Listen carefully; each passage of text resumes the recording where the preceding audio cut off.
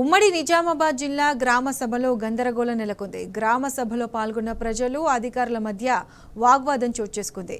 ఇందిరమ్మ ఇండ్ల లబ్ధిదారుల ఎంపిక ప్రక్రియలో కాంగ్రెస్ నాయకులకే పెద్దపీట వేస్తున్నారంటూ ప్రజలు ఆగ్రహం వ్యక్తం చేశారు. అర్హులకు ఇందిరమ్మ ఇండ్లు రావడం లేదంటూ మండిపడుతున్నారు. ఎక్కడికక్కడ ప్రజలు నిలదీస్తుండటంతో పోలీసు బందోబస్తు మధ్య గ్రామ సభలు కొనసాగుతున్నాయి.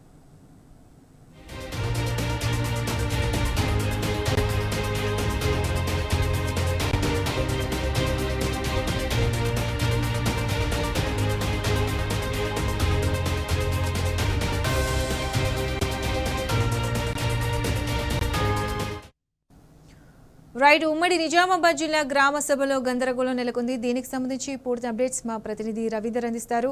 రవీందర్, చెప్పండి.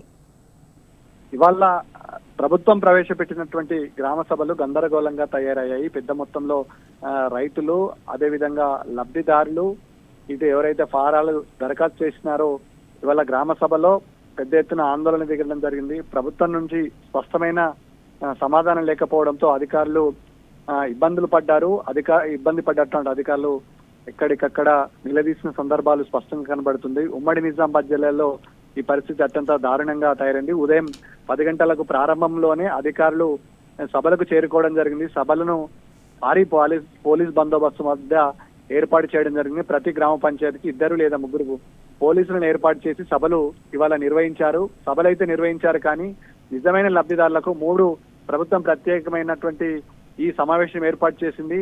ఈ సమావేశంలో 4 ప్రధానమైనటువంటి పథకాలకు రూపకల్పన చేస్తామని చెప్పింది. ఆ రకంగా ఇవాళ సభను ఏర్పాటు చేశారు. కానీ అందుకు అనుగుణంగా నిజమైన లబ్ధిదారులకు న్యాయం జరిగే విధంగా ఇవాళ సభ నడిపిన తీరు, సభలో వ్యవహరించినటువంటి వ్యవహారం పైన నిజమైన లబ్ధిదారులు, రైతులు ఆగ్రహం వ్యక్తం చేశారు. మొదటగా ఇందిరమ్మ ఇళ్ల లబ్ధిదారుల ఎంపిక ప్రక్రియకు ప్రభుత్వం ఒక లిస్టును విడుదల చేసింది. ఆ లిస్ట్ లో క్లియర్ గా ఎంతమంది అర్హులు ఉన్నారు, ఎంతమంది అనర్హులు ఉన్నారనే అంశం పట్ల ప్రభుత్వం దగ్గర క్లారిటీ, స్పష్టమైన సమాధానం లేకపోవడంతో ఇబ్బంది పడ్డ సందర్భం స్పష్టంగా కనబడింది.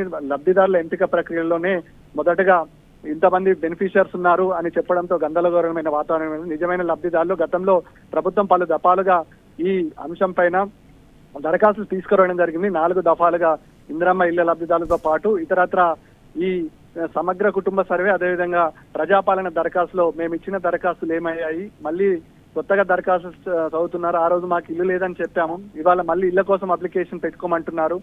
3 పర్యాయాలుగా మీకు ప్రభుత్వానికి ప్రజాప్రతినిధులతో సమక్షంలోనే వినతి పత్రాలు ఇచ్చాము, కానీ మళ్ళీ ఇప్పుడు దరఖాస్తు చేసుకోమంటున్నారు. దీన్ని ఎంతవరకు సభ అని అక్కడ ఉన్నటువంటి నోడల్ ఆఫీసర్ను, ఆ సభ అధ్యక్షత వహించినటువంటి నోడల్ ఆఫీసర్ తో పాటు గ్రామ కమిటీలో ఉన్న సభ్యులను కూడా నిలదీసిన సందర్భం స్పష్టంగా కనబడుతుంది. ముఖ్యంగా ఇటు రైతు ఆత్మీయ భరోసాలో కూడా గందరగోళం తయారైంది. ఆత్మీయ భరోసా ఎవరికి ఇస్తున్నారు అన్న అంశం పైన దాదాపుగా జాబ్ కార్డు ఉన్న హోల్డర్ ని తీసుకోవడం జరిగింది.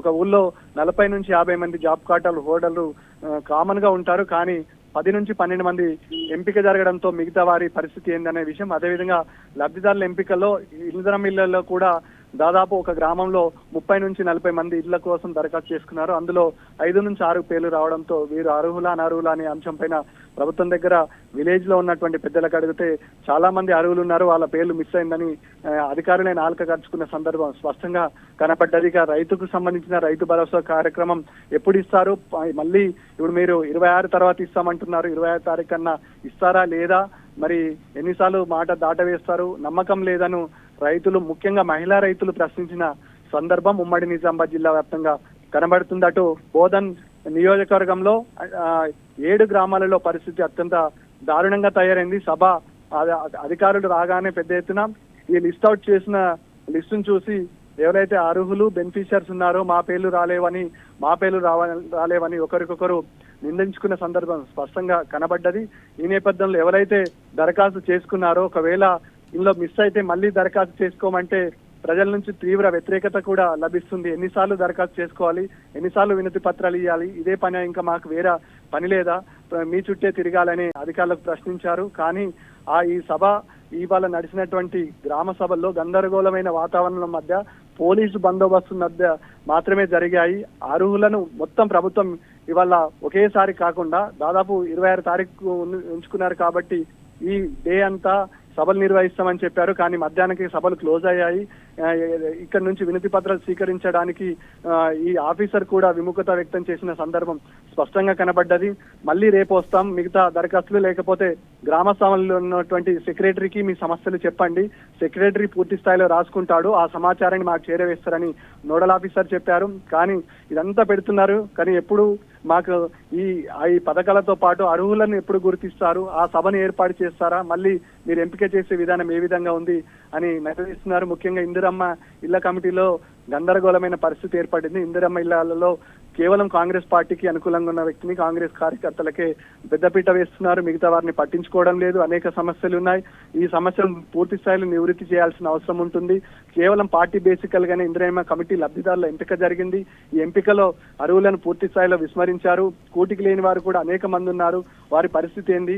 కేవలం కాంగ్రెస్ కండువా కప్పుకున్న వారికి ఐడెంటిఫికేషన్ చేశారు. అందులో భాగంగానే వాళ్ళకి ఇల్లు మంజూరు చేశారని ముఖ్యంగా మహిళలు బహిరంగంగా విమర్శలు దిగారు. ఏమి చేయలేని నిస్సహాయ స్థితిలో ఇవాళ ప్రభుత్వ అధికారులు దోషిగా ప్రజల ముందు నిలబెట్టింది ప్రభుత్వం. క్లారిటీ చేయాల్సిన ప్రభుత్వం ఇవాళ అధికారులను దోషులుగా నిలబెట్టి ఇవాళ వాళ్ళని కడిగి పారేస్తున్నారు. రైతులు, ముఖ్యంగా మహిళా రైతులు, అదేవిధంగా ఉన్నటువంటి గ్రామ సభలో పాల్గొన్నటువంటి పెద్ద ఎత్తున రైతులు ఆందోళన వ్యక్తం చేశారు. ఇక చేసేదేమీ లేక అధికారులు అక్కడి నుంచి వెళ్లిపోయిన సందర్భం ఉమ్మడి నిజామాబాద్ జిల్లాలో స్పష్టంగా కనబడింది.